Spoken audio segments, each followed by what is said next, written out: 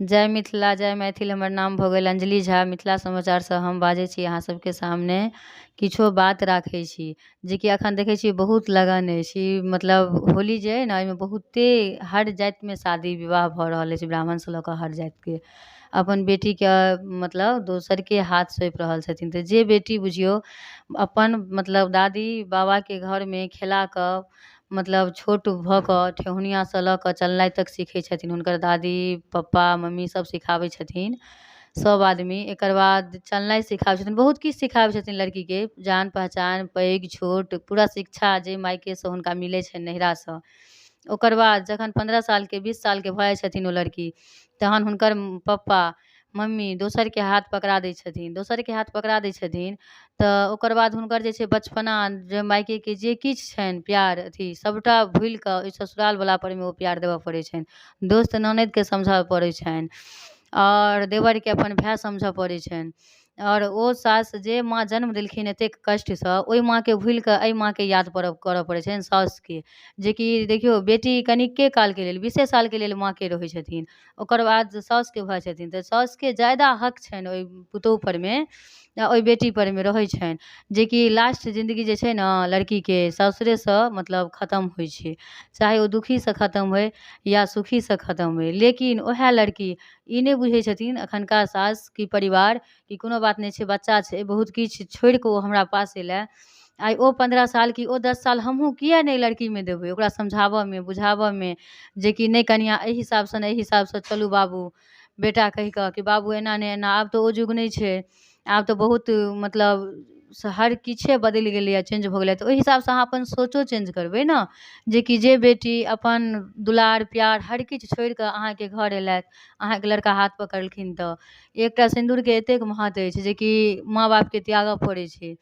लेकिन ओ सिन्दूर देनहारके एतेक अथी करऽ पड़ै छनि जेकि ओ जेना जे कहथिन, जतऽ लऽ जेथिन जतऽ रखथिन ओतऽ रहऽ पड़ै छनि अपना मिथिला बेटीके। तहन ओ अगर एकटा गलती कऽ लै छथिन, मिस्टेक सबसँ होइ छै, केहनो पैघ इंसान छथि, गलती और ना गलती दुनू चीज सबसँ होइ छै। लेकिन ई दिमागमे रखबाक चाही कि हमर बेटी नहि गलती केलक है। आइ अगर ओकर शादी भऽ गेलै, सिन्दूर पड़ि गेलै, तऽ ओ बूढ़ भऽ गेलै? बूढ़ नहि होइ छै। किछो चीज लोक पेटसँ नहि सीख कऽ आबै छै, सब चीज इएह धरतीपर सीखै छै। जेहन माहौल रहै छै ओहि हिसाबसँ आदमीके ढलऽमे कनि टाइम लागै छै। अहाँ तुरत जे चाहबै जे कि जेना हम छी ओहन हमर पुतोहु भऽ जाथि, से नहि होइ छै, ठीक ने। ताहि दुआरे किनको बेटी पुतोहुके अगर अहाँ पुतोहु बना कऽ आनै छियनि, किनको बेटीके, किनको कली जे केओ फूल रोपै छथि, ओहिमे पानि दै छथिन, पेड़ पौधाके जतेक पोसैमे टाइम लागै छै ने, ओहिसँ बेसी एगो बच्चामे टाइम लागै छै आदमीके।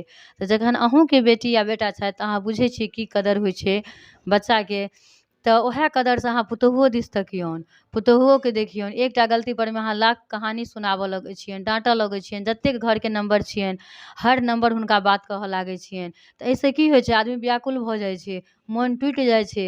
देखियौ अपन प्यार पाबऽके लेल अपनो प्यार किछु लोक खोबै छै, तखन पाबै छै। आइ माँ बाप की बहुत परेशान होइ छै? माँ बापसँ ज्यादा परेशान सास ससुर हेथिन पुतोहुसँ? नहि। माँ बाप हर किछु सिखाबै छै बच्चाके, जे कतऽ चलैके छै कतऽ नहि चलैके छै। अहाँ कतऽ जाइ छी बौआ, ई रस्ता कोन अइ नहि अइ, बहुत टेंशन रहै छनि माँ बापके। लेकिन ओ टेंशन अहाँके दूर केलाके बाद, अहाँ लग ओ ज्ञान देलाके बाद अहाँ लग भेजै छथि, जेकि हुनका चिन्हऽमे टाइम नहि लगतै, कोनो बात नहि। ई तऽ एतेकटाके छै ने कि अपन नाम बुझै छै, हमर नाम ई अछि, हमर पप्पाके नाम ई अइ, कि हमर हसबैंडके नाम ई अइ, कि हमर साउसके ई ससुरके नाम अछि। एतेक तऽ ट्रेंड कऽ कऽ माँ बाप भेजै छथिन। तकर बाद जे किछु रहि जाइ छनि तऽ ओहि बातके लऽ कऽ तीरके तार नहि करबाक चाही, कखनो नहि। जेना अहाँ बेटीके बात छुपाबै छियै अपना अन्दर, अपना पेटमे राखै छियै, तहिना पुतोहुओके बात रखियौ। चाहे नीक पुतोहु होय या खराब पुतोहु होय, पुतोहु अहीँके हैत। आ लास्ट अंत जे छै से अंतमे ओहे पुतोहु काज देत, बेटी ककरो नहि काज दै छै।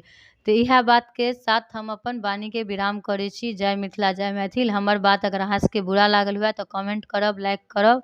जय हिंद जय भारत।